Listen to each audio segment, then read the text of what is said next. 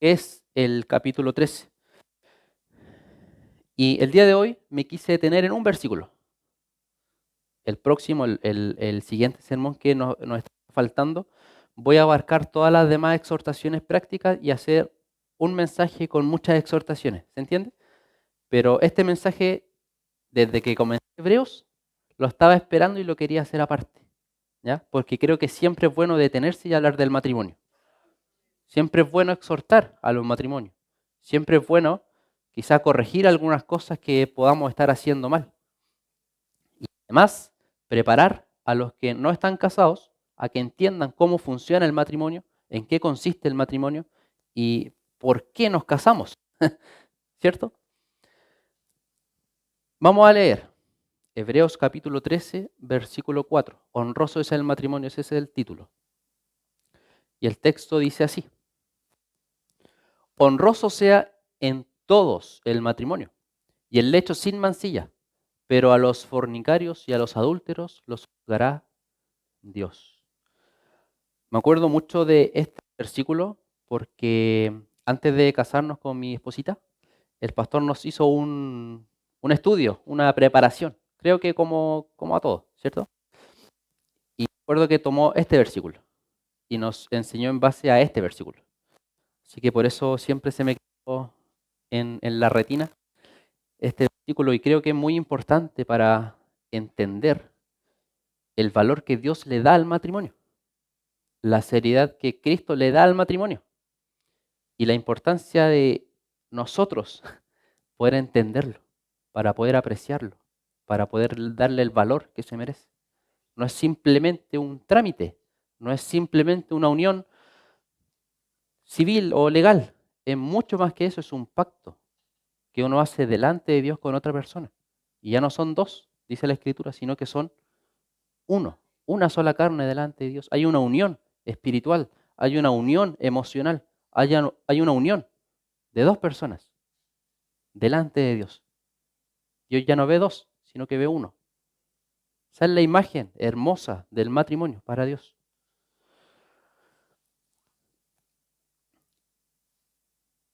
Pero les quiero leer el versículo 1. No lo puse, no lo busqué, no es necesario. Muy cortito. Del capítulo 13 dice: permanezca el amor fraternal. Así empieza, capítulo 13. Así empieza esta serie de exhortaciones. Permanezca el amor fraternal.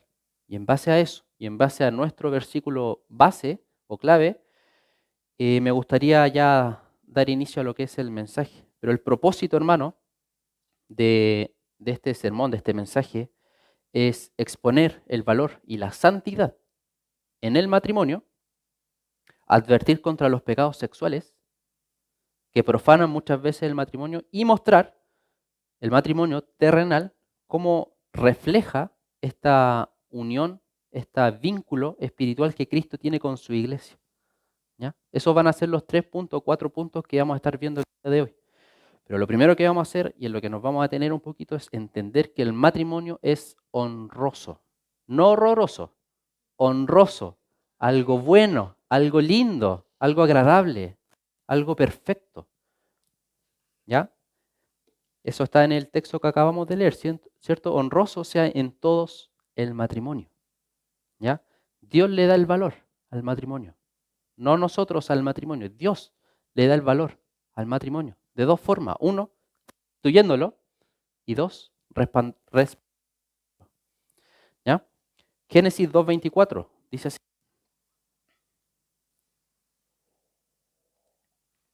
por tanto, dejará el hombre a su padre y a su madre, y se unirá a su mujer, y serán una sola carne. Estamos hablando que está en el libro de Génesis. No había ley, no había tablas, no había Sinaí, no estaba Abraham, no estaba Noé, no estaba Isaac, no había nada de eso todavía. Pero lo primero que Dios instituye es el matrimonio. Antes que la iglesia, antes que a los pastores, antes que a los maestros, antes que a los evangelistas, antes que los intercesores. Hermano, el matrimonio. Dios lo instauró en el Edén, lo instauró en el principio. dejará el hombre a su padre y a su madre, y se unirá a su mujer, y serán una sola carne. Es tan simple, hermano, y tan complicado al mismo tiempo, porque muchas veces nosotros, los seres humanos me refiero, tratamos de entorpecer el propósito o las cosas que Dios quiere hacer. ¿De qué manera? Uno, no pensar en matrimonio. Eso es lo primero. Muchas veces hay relaciones, muchas veces hay, digamos, pololeos, por así decirlo, que no piensan en matrimonio, que no se visualizan a futuro en un matrimonio. Hermano, antiguamente ni siquiera existía el noviazgo, ni siquiera existía. Estaba la unión, estaba el matrimonio. Lo que era tiempo, lo que, digamos, lo que faltaba era consumarlo, pero había un tiempo de preparación, ¿cierto? Usted sabe eso. Pero hoy en día se hace todo lo contrario. Y me acuerdo que hasta a mí mismo me dijeron antes de casarme, pero no te cases, convive, vive, experimenta, pásalo bien. Hermano, eso me dijeron a mí. No sé si a usted le dijeron algo parecido, pero así está el mundo, quitándole el valor que Dios le da al matrimonio. Y no solamente eso, hermano, sino yo leo este texto y aquí veo autoridad. Veo a un hombre, no un niño, no un hombre inmaduro, a un hombre que toma la decisión de dejar a sus padres y toma la responsabilidad de unirse a una mujer y ser el sustento, cuidarla, protegerla y llevar una vida junto a ella. Pero yo leo esto y veo eso. Pero hoy en día veo lo contrario. No veo hombres con esa capacidad de responsabilidad. Yo sé que usted me va a dar el favor, porque es así. No veo hombres responsables, no veo hombres que sean hombres y tomen este tipo de responsabilidades. Hay mucha inmadurez, hermano, hoy en día. Yo hablo con hombres, porque son hombres de mi edad de 30, 31, 32 años, y hermanos están en otra. Que el computador, que la PlayStation, que los juegos, que salir, que pasarlo bien, que la marihuana. Y en eso están. Si yo tomo ese modelo de hoy en día y lo comparo con esto, no lo veo. No está, no existe, no son compatibles. Hermanos, Dios espera de nosotros que tomemos el rol que nos corresponde como hombres, de ser responsables, ¿cierto? De tomar nuestro rol, nuestro papel, lo que conlleva ser hombre, ¿cierto? Y llevarlo a cabo. Se imagina yo me casara y estuviera, voy a dar un ejemplo, estar todo el día preocupado de mis cosas, de mis juegos, de mi PlayStation, de mi computador. No calza, ¿cierto? Imagínense si hay hijos de por medio. Pobre madre, que tiene que hacer todo. Pero lamentablemente el modelo de hombre que el mundo ha moldeado es ese. Pero el hombre, el modelo de hombre que Dios quiere moldear, es una imagen responsable. Una imagen, no digo fuerte, pero sí firme en las cosas de Dios. Por otra parte, y de la misma manera, una mujer que deje a sus padres y se una a su hombre. Vamos a ver un poquito más adelante el tema de los roles, ¿ya? Pero Dios entrega el diseño desde un principio de cómo debe ser el matrimonio. Y es bien claro, bien específico. Dejará el hombre a su padre y a su madre y se unirá a su mujer y serán una sola carne. ¿Cómo está constituido un matrimonio? Entre un hombre y una mujer. ¿Qué ha hecho el mundo hoy en día? Hermanos, si el diablo lo que más quiere es copiarle, replicarle todo a Dios. El diablo va a tomar todos los santos y lo va a profanar y lo va a destruir. ¿Qué ve uno hoy en día? Hombre con hombre, mujer con mujer. Eso no es matrimonio. El matrimonio es entre un hombre y una mujer. Lo que quiere hacer el mundo es lamentable y ojalá no fuera así. Pero no podemos llamar o atribuir algo santo, algo que es de Dios, a algo que no lo es. Jesús reafirma este diseño divino, por supuesto, en Mateo 19, versículo 4 al 6. Mateo capítulo 19, versículo 4 al 6. Él, respondiendo, les dijo: ¿no habéis leído que el que los hizo al principio, varón y hembra los hizo? Y dijo: por esto el hombre dejará padre y madre, y se unirá a su mujer, y los dos serán una sola carne. Así que no son ya más dos, sino una sola carne. Por tanto, lo que Dios juntó, no lo separe el hombre. Por supuesto, los fariseos estaban tratando de Jesús. Jesús respondió esto y lo reafirmó. ¿Y qué nos sirve eso a nosotros? Que si Jesús le da el valor al matrimonio, el mismo valor que se le dio desde un principio, nos muestra y nos enseña a nosotros que así es, que siempre fue así y que siempre debe ser así.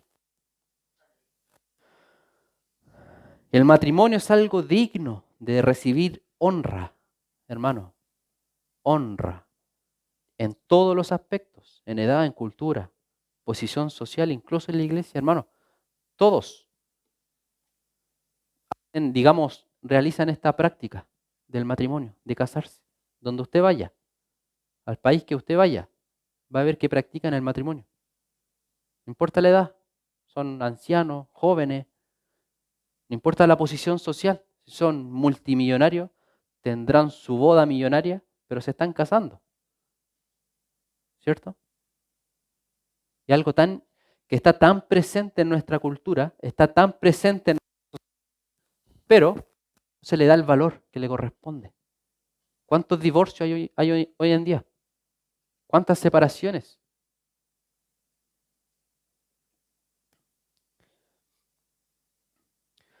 Mire lo que dice Pablo en Efesios 5, del 21 al 26.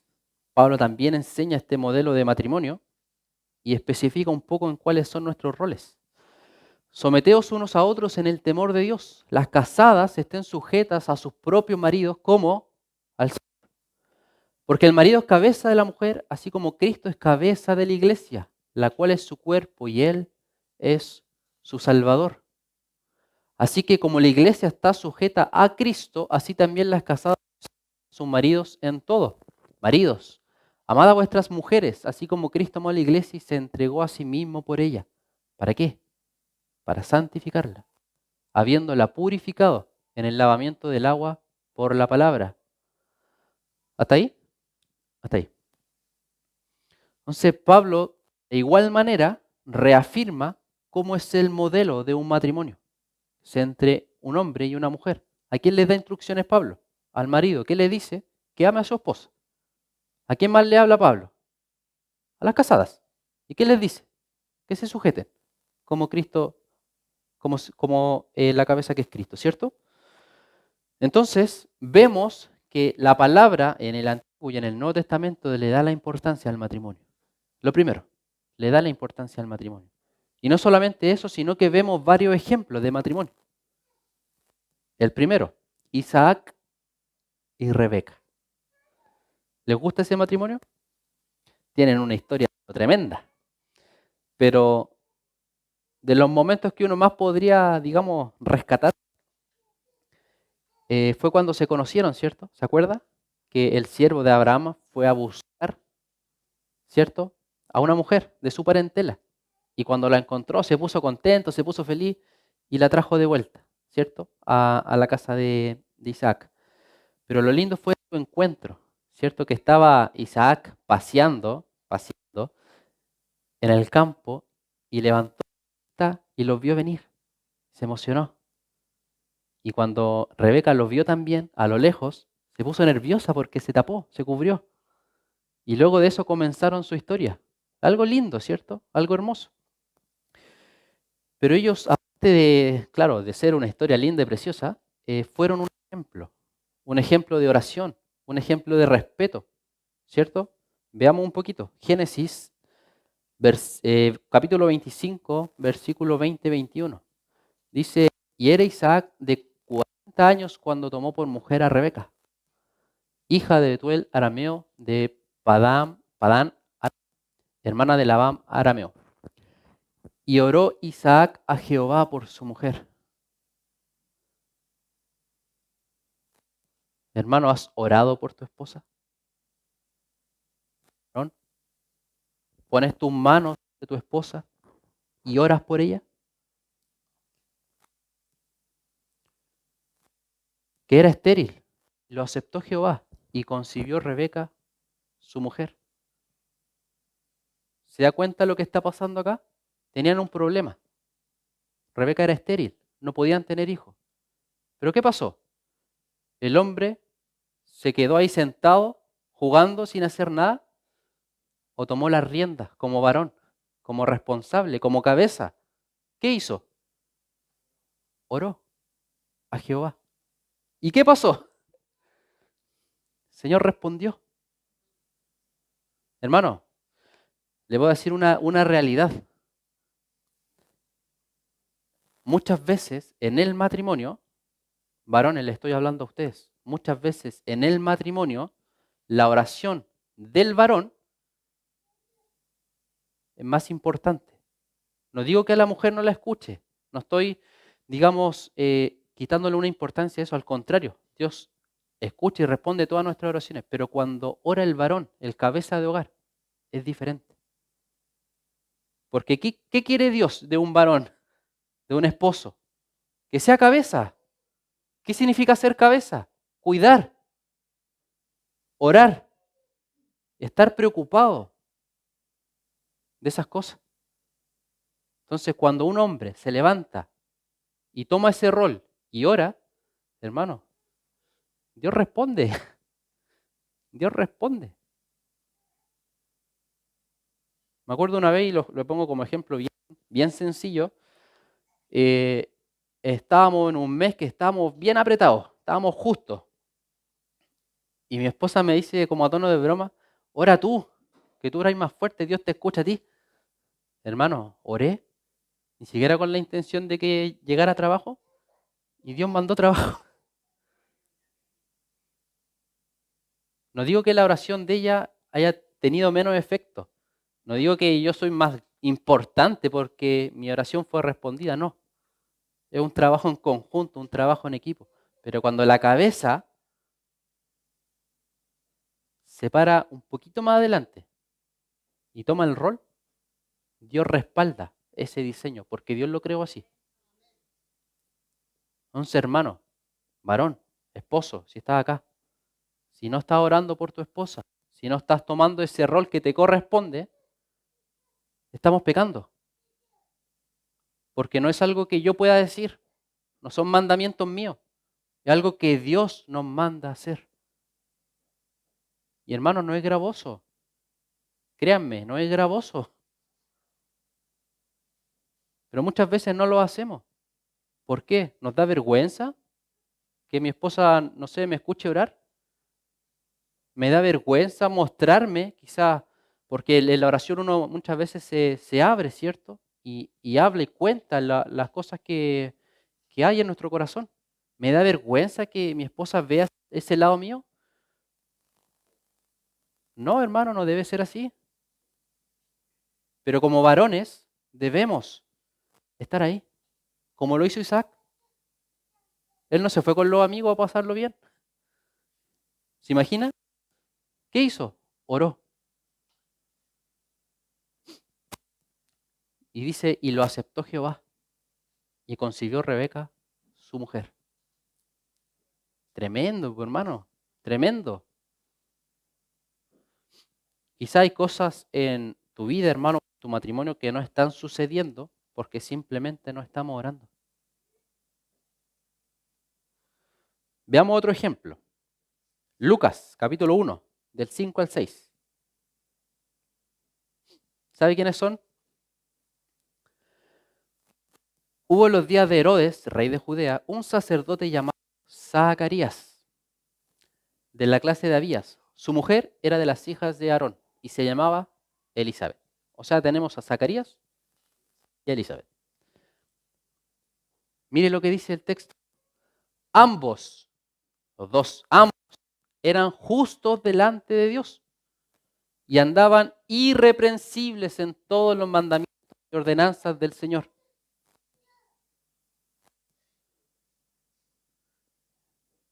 Hermano, un matrimonio, hombre y mujer, y dice que eran irreprensibles.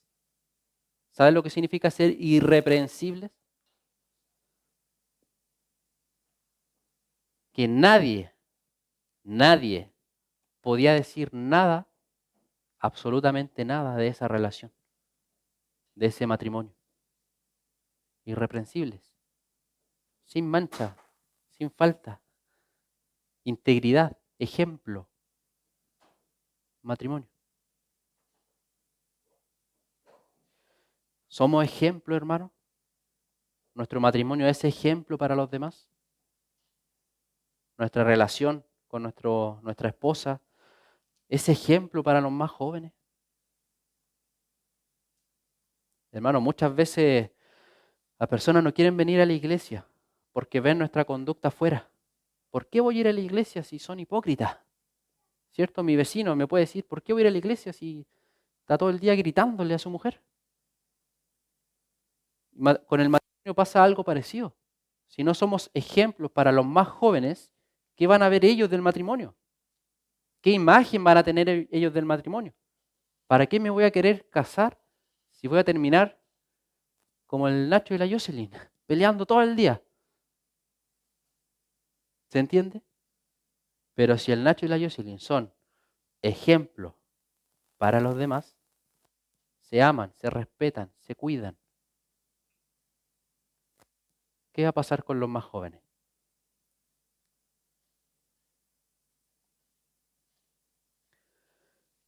Tenemos un matrimonio que, ejemplo, es íntegro y nos sirve a nosotros para no tener excusa. El matrimonio no es excusa para no servir a Dios. El matrimonio no es excusa para no servirle al Señor. Él era sacerdote. ¿Usted sabe lo que significaba ser sacerdote en ese tiempo? Podía morir en cualquier momento si no estaba preparado. Pero aún así, ejemplo. Ejemplo. Hay muchos más ejemplos, pero creo que con estos dos se entiende perfectamente. Podríamos hablar de Priscila, de Aquila, ¿cierto? Matrimonio misionero, que siempre habló del Señor, que siempre predicó al Señor, que siempre estaba preparando maestros y personas que pudieran ministrar en la iglesia. Podríamos hablar de ellos también. Pero creo que con estos dos está bien, está perfecto. Punto número 2. La pureza dentro del matrimonio. Hebreos 13, versículo 4b. Y el lecho sin mancilla. ¿Qué significa? Que nosotros leamos o que diga el lecho sin mancilla. Está transmitiendo pureza. Está transmitiendo ausencia de pecado. Está transmitiendo algo limpio, algo sin mancha. ¿Cierto? Y Dios valora, por supuesto, la intimidad dentro del matrimonio. Y acá podemos hablar de varias cosas, pero principalmente que el lecho sin mancilla, lo que Dios espera de nosotros es que trabajemos sobre una relación sexualmente pura. Acá todos somos adultos, excepto el pequeño que está allá atrás. Pero todos entendemos estas cosas y sabemos que Dios espera de un matrimonio que sea sexualmente puro. ¿Qué significa eso? Que haya exclusividad, que no haya pecado. 1 Corintios 7 del 3 al 5. El marido cumpla con la mujer el deber conyugal y asimismo la mujer con el marido. La mujer no tiene potestad sobre su propio cuerpo sino el marido, ni tampoco tiene el marido potestad sobre su propio cuerpo sino la mujer. Hermano, esto no es machismo, esto no es feminismo, esto no es patriarcado, no es nada de eso. Porque te creo hubiese dicho, la mujer no tiene potestad sobre su propio cuerpo sino el marido. Le creo si hubiese llegado hasta ahí. Pero ¿qué dice luego? Ni el marido tiene potestad sobre su propio cuerpo, sino la mujer. O sea, una relación perfectamente engranada, perfectamente pura. Un diseño perfecto delante de Dios y delante de nosotros. ¿Se entiende? Hay que darle ese valor al matrimonio. Hay que darle valor al matrimonio bien constituido. Porque, hermano, el Señor bendice y respalda. En serio. Yo he escuchado casos, ejemplos de personas que convivieron mucho tiempo y lucharon sobreviviendo quizás, pero al momento de casarse vieron la mano de Dios abrirse, bendecir, respaldar económicamente, emocionalmente, espiritualmente, en todos los sentidos, hermano. Es una realidad, se lo doy firmadísimo. Yo sé que usted me va a decir amén. Pero también es una advertencia, hermano, contra la inmoralidad sexual. Es una advertencia fuerte. Por eso cada uno de nosotros tenemos la responsabilidad de mantener la pureza dentro de nuestro lecho, dentro de nuestra intimidad, dentro de nuestro matrimonio. La fornicación debe quedar fuera de los matrimonios. De la misma forma no debemos permitir que el adulterio destruya y quebrante el pacto que hemos hecho delante de Dios. Proverbios, capítulo 5, del 15 al 20. Les hago un spoiler. Después de Hebreos, sigue Proverbios. Bebe agua de tu misma cisterna y los raudales de tu propio pozo. ¿Se derramarán tus fuentes por las calles y tus corrientes de agua por las plazas? Sean para ti solo y no para los extraños contigo.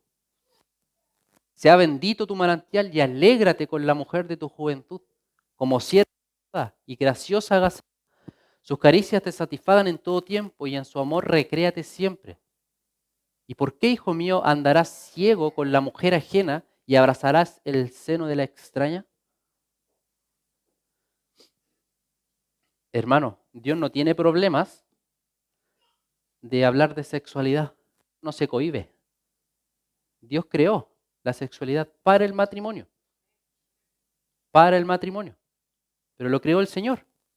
Así que el Señor no se va a limitar a tocarlo con pinzas porque es tabú, porque se pueden ofender. No, el Señor lo habla abiertamente. Lea Levítico alguna vez, se va a dar cuenta de lo que estoy hablando. Pero este es lo que leemos acá en Proverbios, es un llamado a disfrutar de la vida matrimonial, de disfrutar de tu esposa, de disfrutar de tu esposo. ¿Podemos hablar en un ámbito sexualmente? Por supuesto que sí, pero no solamente eso. Si el matrimonio no es solamente poder tener relaciones sexuales libremente para no fornicar y no adulterar. El matrimonio es mucho más que eso, hermano. Debemos alegrarnos con la mujer de nuestra juventud. ¿Qué quiere decir eso? Cuidarse, disfrutar. Hermano, uno como matrimonio puede hacer tantas cosas, y muchas veces no lo hacemos. Cuando no lo hacemos no le estamos dando el valor que Dios le da. ¿Qué le dio Dios a Adán? Le dio una compañera para que no estuviera solo. Pero ¿qué hacemos los hombres de hoy en día? Quiero estar solo. Me voy a trabajar, hago horas de extra, me demoro más, voy con mi amigo. Y cuando llego tarde a mi casa para estar con mi esposa, no puedo porque tengo sueño, estoy cansado y me voy a ir a dormir. pero nos llama a disfrutar. Disfrutas de tu esposa, disfrutas de su compañía, disfrutas con ella. Esposa, disfrutas con tu marido, disfrutas pasar tiempo con él. Hay conversación, hay chiste, hay risa, hay cariño, hay consuelo.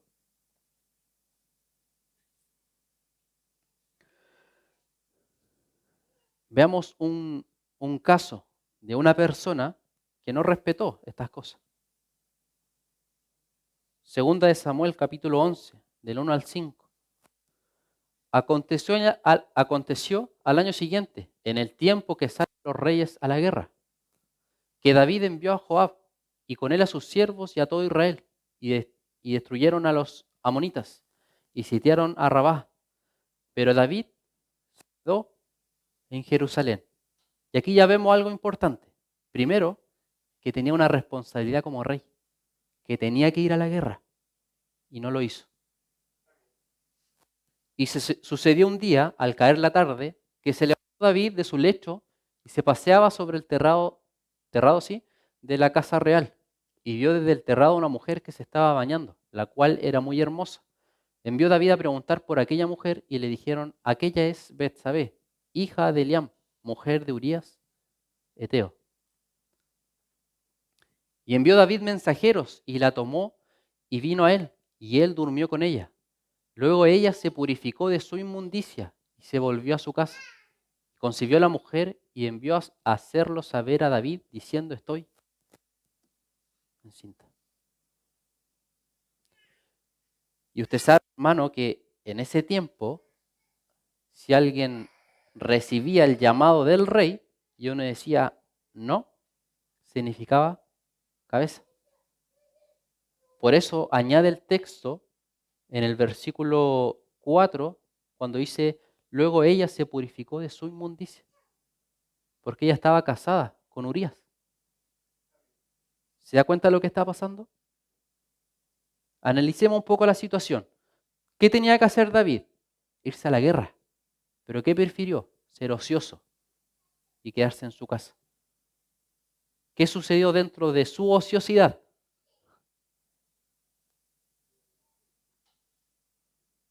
Cuidado con el ocio, hermano. Cuidado con el tiempo de no hacer nada, de descansar porque estoy cansado, de descansar porque estoy... Quizá David pensó eso y dijo: estoy cansado, me voy a quedar. Pero él debió haber ido a la guerra, debió haberse levantado. Pero la ociosidad de David terminó en un adulterio. Y no solamente en un adulterio, porque después tuvo consecuencias. Segunda de Samuel, capítulo 11, del 26 al 27. Oyendo a la mujer de Urías que su marido Urías era muerto, hizo duelo por su marido. ¿Qué hizo David? La intención principal de David era que cuando volviera Urías, bajara a su casa para que durmiera con su mujer.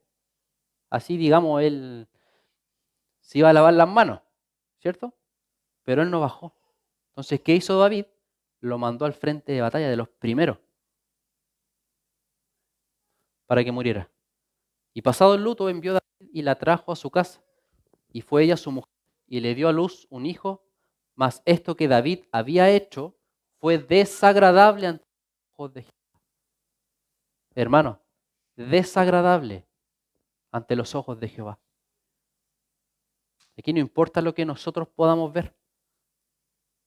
No importa lo que nosotros veamos aquí en la iglesia. Importa lo que Dios ve de nosotros. Siempre hemos dicho aquí, acá nos vemos todos bonitos, todos rosaditos, todos con brillo en los cachetes. Pero ¿nos mirará Dios de la misma manera? ¿Nos mirará con agrado? ¿Te has hecho esa pregunta? ¿Señor, mirará con agrado tu matrimonio? ¿Mirará con agrado tu rol como hombre? ¿Mirará con agrado tu rol como mujer? ¿Mirará tu agrado o el agrado en tu rol como padre, como madre, como hijo, como hermano?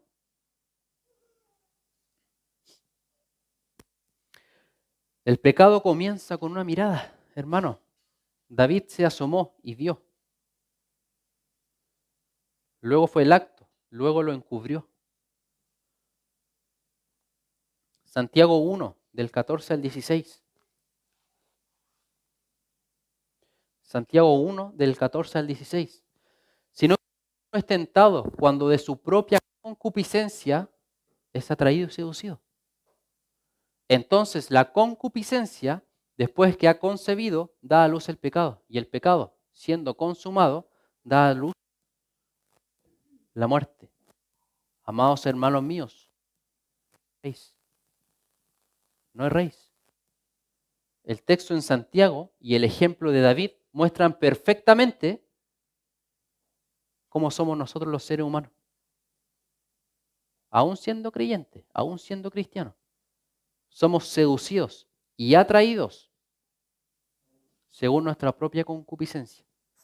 ¿Y qué es la concupiscencia? Son mis deseos más profundos, más malvados que yo pueda tener. ¿Usted sabe qué le atrae? ¿Usted sabe qué le llama la atención? Para unos es la mentira. Para otros es hablar mal del otro. Para otros es adulterar. Para otros es robar. Para otros es la fornicación. Para otros es la pornografía. Para otros es estallar en ira.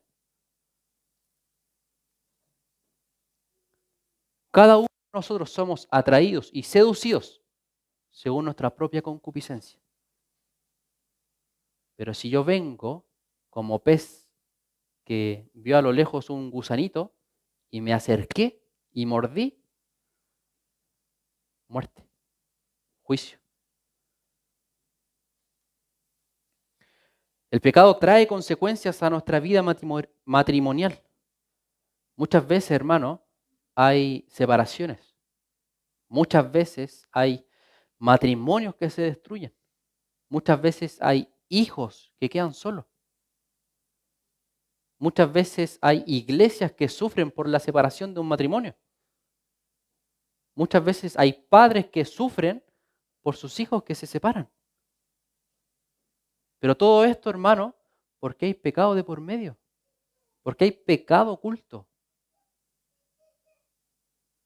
Si pudiéramos ponerlo en una metáfora y pensar que todo nuestro pecado está debajo de la alfombra y viniera el Señor y levantara la alfombra de nuestras casas, hermano, ¿qué encontraría?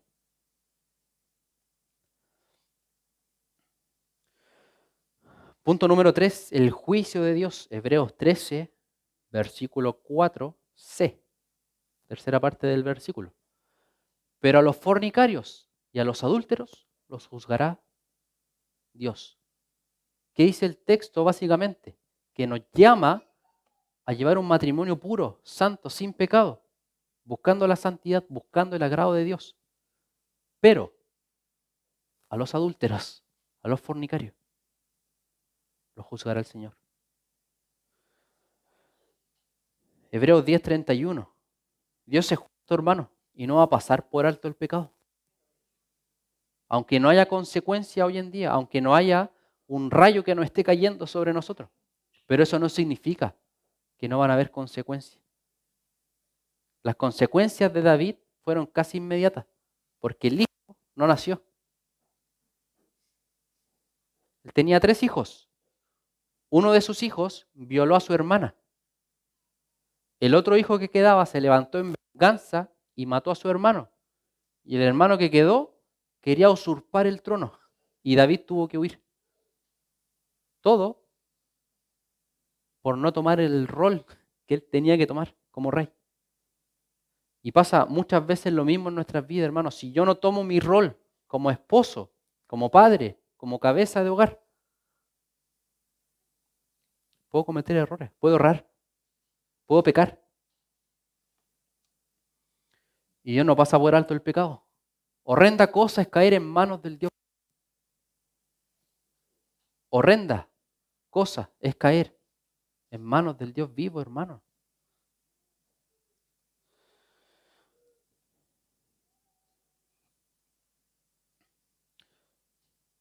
Muchas veces, hermanos, se habla de, esto lo digo para que profundicemos un poquito.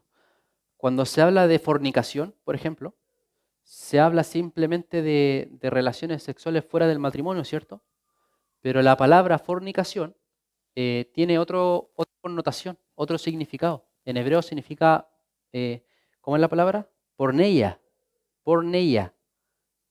¿Qué quiere decir esto? Y abarca todo lo que tiene que ver con la inmoralidad sexual. La inmoralidad sexual. Entonces, cuando hablamos de fornicación, podemos hablar del acto mismo en sí, podemos hablar de la pornografía, podemos hablar de la masturbación, podemos hablar de muchas otras cosas que tienen que ver con nuestra pureza sexual. Si yo rompo eso, si yo quiebro eso, me estoy convirtiendo en un fornicario delante de los ojos de Dios.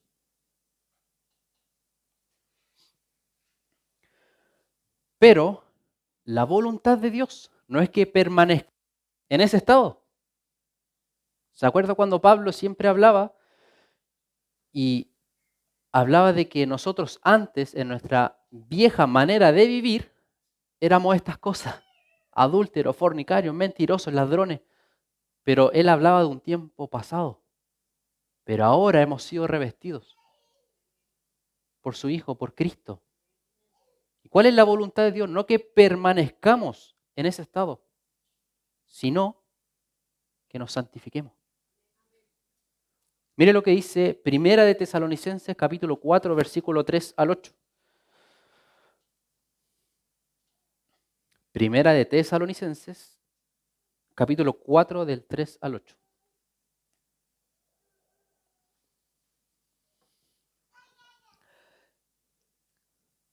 Pues la voluntad de Dios es que vuestra santificación, que os apartéis de ¿qué?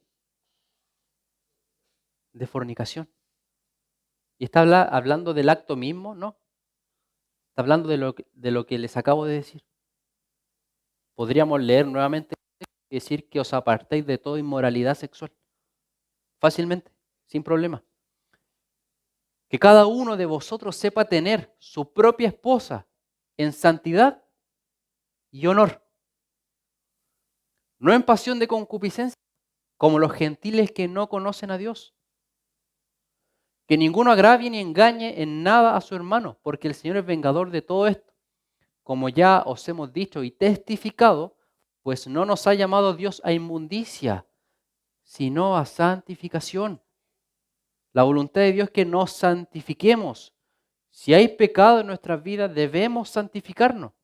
Si hay inmoralidad sexual en nuestras vidas, debemos santificarnos, apartarnos de esas cosas, limpiar nuestras vidas y llevar un matrimonio limpio, santo, sin mancha, un lecho sin mancilla. Que ahora el juicio de Dios puede ser o temporal o eterno. En el caso de David, el juicio fue temporal, porque lo vivió aquí en la tierra. Pero él fue restaurado después, fue perdonado, fue limpiado. Y el Señor lo ayudó, ¿cierto? Pero si yo no me arrepiento, si yo no me acerco a Dios humillado, arrepentido de mi pecado, quizá no voy a vivir las consecuencias aquí en la tierra, pero sí puedo vivir unas consecuencias eternas, apartado de Dios eternamente, en oscuridad, en llanto.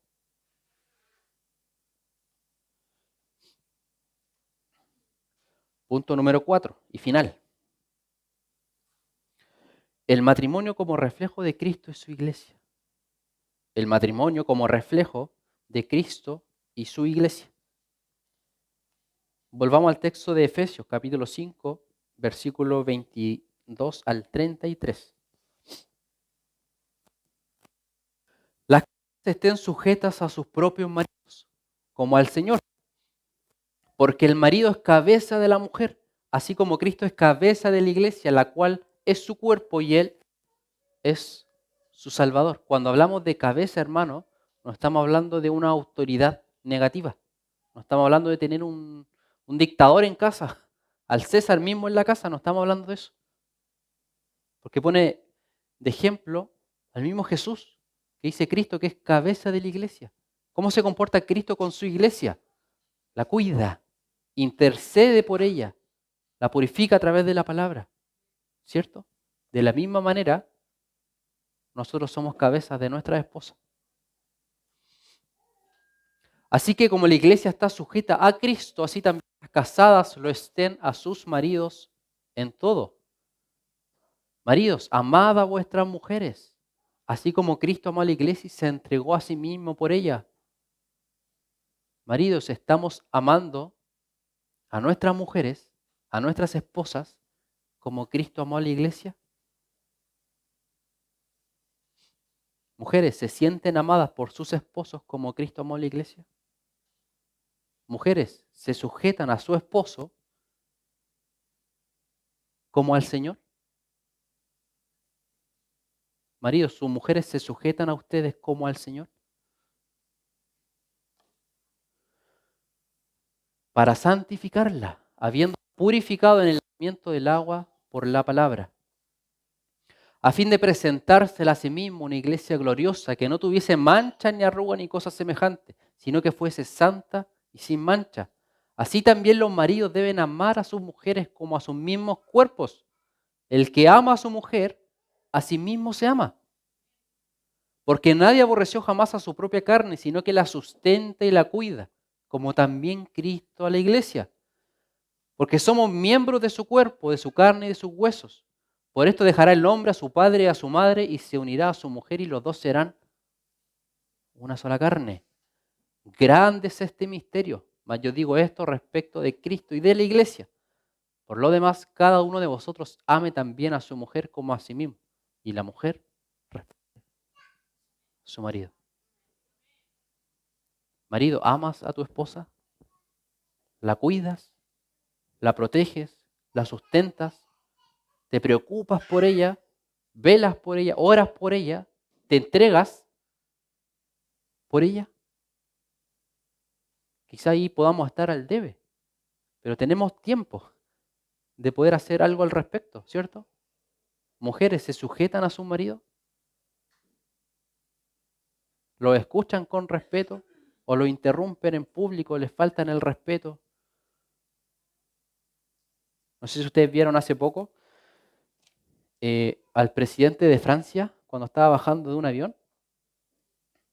Justo abrieron la puerta y se ve la mano de su esposa, la pura mano, a la cara del marido. Está bien, problema. Todos tenemos problemas en el matrimonio, pero ahí hay falta de respeto. Y el pobre quedó ahí saludando a las cámaras. No digo que sea culpa, que sea la víctima, ahí yo no me meto, pero el respeto debe estar ante todo, siempre presente. Si quizá, no sé, pues, nos equivocamos, y siempre nos equivocamos, corríjanos en la casa, pues, con cariño, con amor, por favor.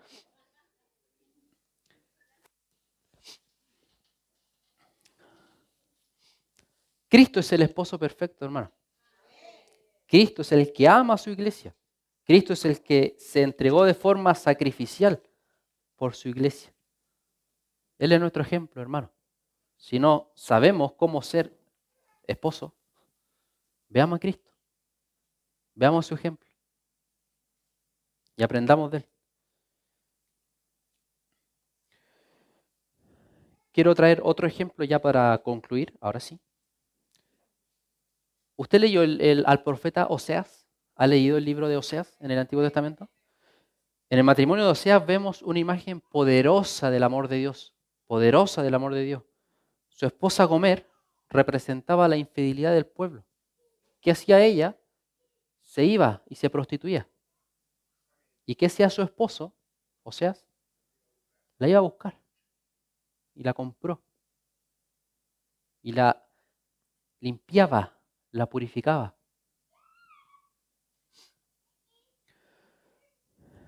Así también Cristo nos redime, hermano, y nos llama a fidelidad y santidad. Y Él mismo nos dice a nosotros no te prostituyas más. Así como Oseas se lo dijo a su esposa, no te prostituyas más. Te he comprado, te he redimido, te he restaurado, te he limpiado. Por lo tanto, no te prostituyas más. De la misma manera, hermano, Cristo, Señor, ha obrado a favor nuestro. Nos ha limpiado, nos ha comprado a precio de sangre, nos ha restaurado, nos ha salvado. ¿Pero qué nos dice? ¿Qué nos dice? Santifícate, límpiate, busca al Señor, porque esa es la voluntad de Él, nuestra santificación. ¿Se acuerda cuando Cristo intercedió a favor de la mujer adúltera que iban a apedrear? ¿Qué le dijo? ¿Qué les dijo a los que estaban alrededor con las piedras en la mano? El que esté libre de pecado, que lance la primera piedra. La conciencia de todos los acusó. Todos dejaron sus piedras y se fueron. Quedó Cristo y la mujer. ¿Qué le dijo Cristo a la mujer? Vete, pero no peques más. Lo mismo nos dice el Señor ahora, en esta mañana. Limpiemos nuestros matrimonios. Limpiemos nuestros hogares. Fortalezcamos nuestra relación con nuestras esposas, con nuestros esposos. Hermano, los hijos se van a ir. Los hijos van a hacer su vida. Pero, ¿qué va a pasar cuando se vayan y quede el hombre y la mujer? Muchas veces, hermano, y he escuchado testimonios sobre eso, que dicen que se tienen que volver a conocer porque son como extraños. Porque vivieron casi toda su vida rodeada de niños y le dieron toda su atención a eso. Y descuidaron su matrimonio. Y cuando tuvieron que volver a estar solos, eran dos perfectos desconocidos. Hermano, cuida a tu esposa. Hermana, cuida a tu esposo. Hay que cuidar a los hijos, sí, por supuesto. Hay que guiarlos, por supuesto. Debemos entregarles lo mejor, por supuesto. Pero yo soy una sola carne con mi esposa, no con mis hijos, no con mis padres, con mi esposo, con mi esposa. Para concluir, ahora sí. Ahí sí, para concluir. Si estás casado, honra tu matrimonio como una representación del Evangelio. ¿Estás amando a tu cónyuge como Cristo ama a la iglesia? ¿Estás siendo fiel en pensamientos, palabras y acción? Si estás soltero, honra el matrimonio, aunque no estés casado. Vive en pureza y no te unas a fornicación. Prepárate para un matrimonio que glorifica a Dios. Si estás viudo o viuda, porque uno puede decir, pero esta palabra no es para mí, porque yo no estoy casado, no estoy casada. No es así, hermano. Tienen mucha responsabilidad. Mucha responsabilidad en la iglesia, hermano, de guiar, de cuidar, de aconsejar, de orar por los más jóvenes, por las esposas más jóvenes, que no tienen la experiencia que tienen ustedes. Esposos jóvenes que no tienen la experiencia que quizá puedan tener otros. No digan, y se lo digo desde todo corazón, no digan que el Señor no les tiene ningún propósito, que el Señor no les tiene ninguna tarea, porque no es así. Tienen mucho que hacer dentro de la iglesia. ¿Han orado quizá por algún matrimonio joven? ¿Se han acercado quizá a ayudar, a guiar? Y hermano, está en la Biblia. Está en la Biblia. Lea a los ancianos, ahí los requisitos. Timoteo, Tito. Si has caído en pecado sexual, Cristo llama al arrepentimiento y ofrece perdón. Primera de Juan 1:9. Si confesamos nuestros pecados, Él es fiel y justo para perdonar nuestros pecados y limpiarnos de toda maldad, hermanos. Hay redención, hay nueva vida y hay restauración. Vamos a orar. Bendito Dios y Padre amado, Señor. Le damos gracias por esta palabra, Señor. Le damos gracias por su palabra, Señor, por edificarnos, Padre, por enseñarnos, por, Señor, confrontarnos muchas veces, Señor. Padre, oramos para que esto, Señor, pueda cambiarnos, Señor. Que esta palabra, Señor, usted la pueda dejar en nuestros corazones, Señor. Que no la olvidemos, que no la perdamos, Señor. Sino que la podamos poner por obra, Señor. Padre, no queremos ser olvidadizos. Queremos, Padre, agradarte en todas las cosas, Señor, y poder cumplir con todas aquellas cosas que hemos leído el día de hoy, Señor. Ayúdanos, Padre, a honrar el matrimonio. Ayúdanos, Señor, a mantener un lecho